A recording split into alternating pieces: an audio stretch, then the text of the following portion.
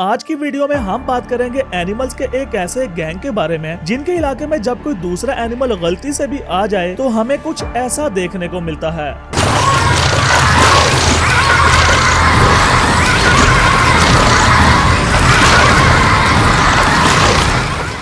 ये हैं giant otters जो अपने इलाके में आने वाले हर एक एनिमल का शिकार करते हैं और उसे जिंदा ही खाना शुरू कर देते हैं। Crocodile, Jaguar, monkey, turtle, anaconda और इवन के इंसान भी इनके डेंजरस अटैक से नहीं बच सके। ये लड़की का आप कान और फेस देखें, ये ऑटर्स ने ही अटैक किया है, लेकिन ये लकी थी जो अपनी फ्रेंड्स की वजह से सरवाइव कर गई। खैर, इनके गैंग और अटैक्स के बारे में जानेंगे, लेकिन पहले जल्दी से ये जान लेते हैं कि ये एनिमल्स किस टाइप के हैं और कौन सी जगहों पर रहते हैं। ओटर्स हर एक कॉन्टिनेंट में पाए जाते हैं, ऑस्ट्रेलिया और अंटार्कटिका के अलावा। टोटल 13 स्पीशीज हैं और सब में छोटे छोटे डिफरेंसेस हैं, लेकिन इनमें सबसे बड़े, पावरफुल, डेंजरस ओटर्स हैं जायंट ओटर्स जो रियल गैंगस्टर्स हैं, और इन्हीं की आज हम बात करेंगे। इनकी स्मार्टनेस का अंदाजा आप यहीं से लगा सकते हैं कि जब ये किसी ऐसी चीज का शिकार करते हैं जिसका शेल काफी स्ट्रॉन्ग हो, तो उनका शेल तोड़ने के लिए ये अपनी चेस्ट पर रखते हैं एक पत्थर और फिर उस शेल को जोर जोर से उस पत्थर पर मारकर तोड़ते हैं। ज्यादातर ओटर्स काफी शाय और साइज में छोटे होते हैं, लेकिन जायंट ओटर्स लेंथ में 6 फीट तक पहुंच जाते हैं और वेट में 30 किलोग्राम तक। लेकिन बात अभी यहीं खत्म नहीं होती। जायंट ओटर्स बहुत सोशल एनिमल्स हैं जो बड़े बड़े फैमिली ग्रुप्स में रहते हैं। इनके एक ग्रुप में तकरीबन 20 ओटर्स होते हैं। सब इकट्ठे ही ट्रैवल करते, सोते और सबसे इम्पोर्टेंट एक साथ शिकार पे अटैक करते हैं। एक तो ये बहुत ही ज्यादा अग्रेसिव होते हैं और फिर अपने इलाके को प्रोटेक्ट करने के लिए जितना भी लड़ना पड़े लड़ते हैं। वैसे ये ग्रुप के अलावा पेयर्स में या अकेले भी शिकार करते हैं। फिर सामने खाने में चाहे कुछ भी हो चलता है। खाने पीने के मामले में कोई नखरा नहीं। ज्यादातर तो फिश होती है, लेकिन इनको टर्टल का शिकार करके खाते हुए भी देखा गया है, मंकी का भी, क्रोकोडाइल का भी, और जैगुआर इसकी किस्मत अच्छी थी जो बच गया, वरना ओटर्स ने कोशिश पूरी की थी। क्रोकोडाइल्स का आप सोच रहे होंगे कि ये तो पानी में रहने वाले सबसे पावरफुल शिकारियों में से एक हैं। फिर इसका शिकार आखिर कैसे? दरअसल ओटर्स का गैंग ऐसा है कि एक दूसरे को प्रोटेक्ट करने के लिए कुछ भी करता है, और फिर है भी इतने फ्लेक्सिबल और फास्ट शिकारी। अंडर वाटर जाने लगते हैं तो अपनी नाक और कानों को बंद कर लेते हैं ताकि पानी ना अंदर जा सके, और तकरीबन 8 मिनट तक अंडर वाटर रह सकते हैं। टीम वर्क सबसे इम्पोर्टेंट होता है। बिल्कुल लायंस की तरह शिकार को हर साइड से अटैक करते हैं, और इनके इतने पावरफुल जाज, इसलिए शिकार बच जाए इसके चांसेस बहुत ही कम होते हैं, क्योंकि ये इतने ब्रूटल हैं कि शिकार के मरने का वेट भी नहीं करते, बल्कि उसे जिंदा ही खाने लग जाते हैं और शुरुआत करते हैं उसके सर से। शायद इनके लिए सबसे इम्पोर्टेंट यही है। अगर ओटर्स के बारे में ये सब सुनते हुए आपके माइंड में ऐसी कोई वीडियो आ रही है जिसमें क्यूट से ओटर्स एक दूसरे का हाथ पकड़कर पानी में उल्टे लेटकर एंजॉय कर रहे होते हैं, तो मैं आपको बताता चलूं कि ये सी ओटर्स हैं। ये जब सोते हैं तो एक दूसरे का हाथ पकड़ लेते हैं ताकि पानी के बहाव के साथ कहीं दूर ना चले जाएं, और अगर जाएं भी तो एक साथ ही हों। लेकिन ये वो हैं जो मंकीज को पानी में घसीट कर ले जाते हैं और वहां उसे बताते हैं कि रियल गैंगस्टर कौन है।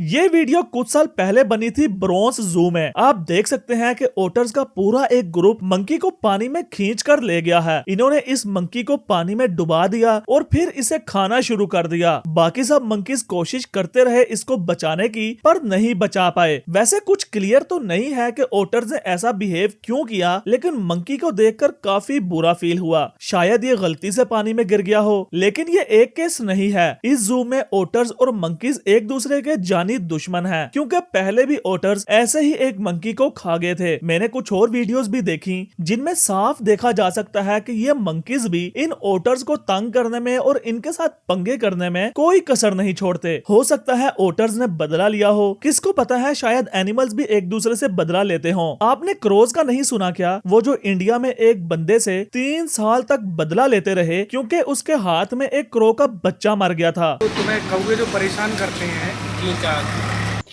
कितने दिन से परेशान कर रहे हैं? 3 साल 3 साल से। कहाँ काटा है इन्होंने? मुझे काटा है, मुझे काटा है। अच्छा, और जब भी निकलते हो जब काटते हैं।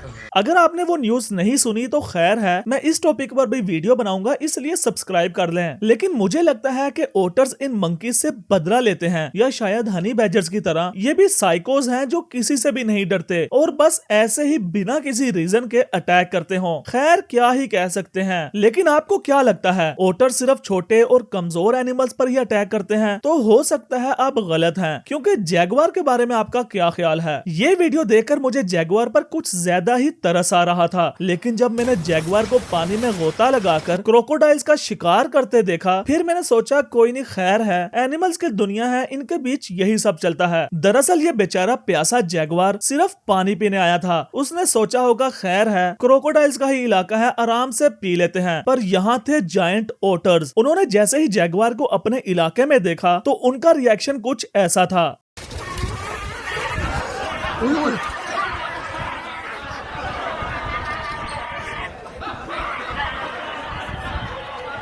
मतलब जैगुआर की जगह कोई भी होता तो एक बार कंफ्यूज जरूर होता कि ये क्या चीज है,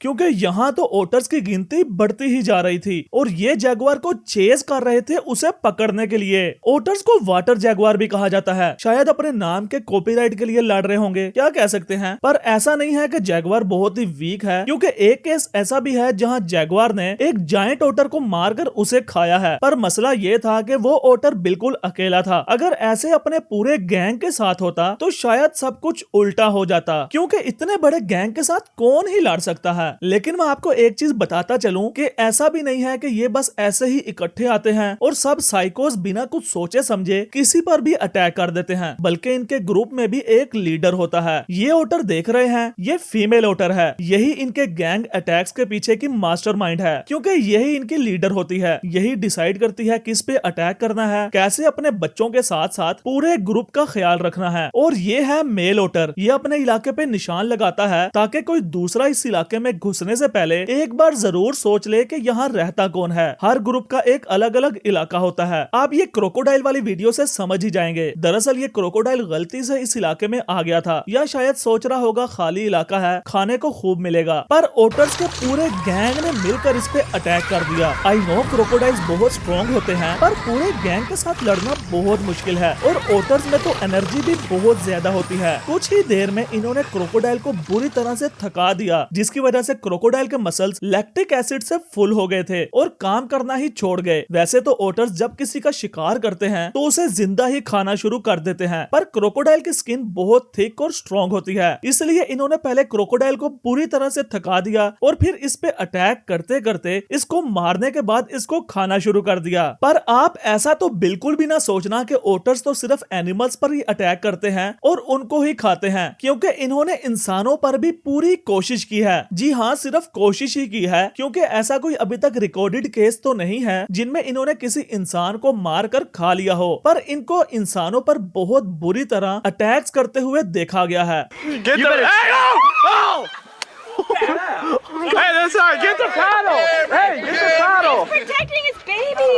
एक दो अटैक्स जो इंसानों पर हुए हैं वो मैं आपको बता देता हूँ, ताकि आप भी इनसे जरा बचकर ही रहें।